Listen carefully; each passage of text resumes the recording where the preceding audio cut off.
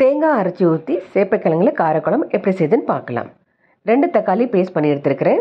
100 சின்ன வெங்காயம், ஒரு பூண்டு பல், அரை மூடி தேங்காய் பேஸ்ட்டு, 1/2 kg சேப்பக்கிழங்கு வேக வச்சு கட் பண்ணி எடுத்தாச்சு. புளி கரைச்சல்.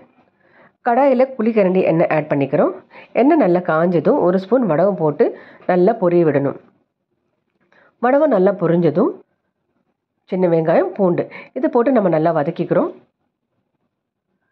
இதோட சேப்பக்கிழங்கு, கருவேப்பிலை இதையும் போட்டு அந்த ஸ்டிக்கினஸ் பிசு நம்ம போகிற வரைக்கும் நம்ம நல்லா வதக்கணும். ஒரு 5 நிமிஷம் வதங்கின பிறகு தக்காளி பேஸ்ட் இதில் ஆட் பண்ணிக்கலாம். தேவையான அளவுக்கு உப்பு போட்டு நல்லா மிக்ஸ் பண்ணி விடணும்.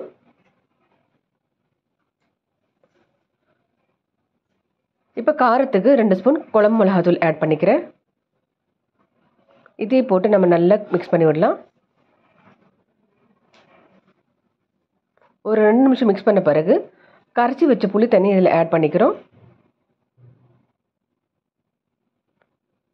இப்போ நல்லா மிக்ஸ் பண்ணி விட்டு ஒரு 15 நிமிஷம் குழம்பு நல்லா நம்ம கொதிக்க விடலாம். நல்லா கொதிச்சிருச்சு. இந்த ஸ்டேஜில் அரைச்சி வச்ச தேங்காய் பேஸ்ட் இதில் ஆட் பண்ணிக்கலாம். அவ்வளோதாங்க, டேஸ்டியான கம்மன்னு சேப்பக்கிழங்கு குழம்பு ரெடி ஆயிடுச்சு.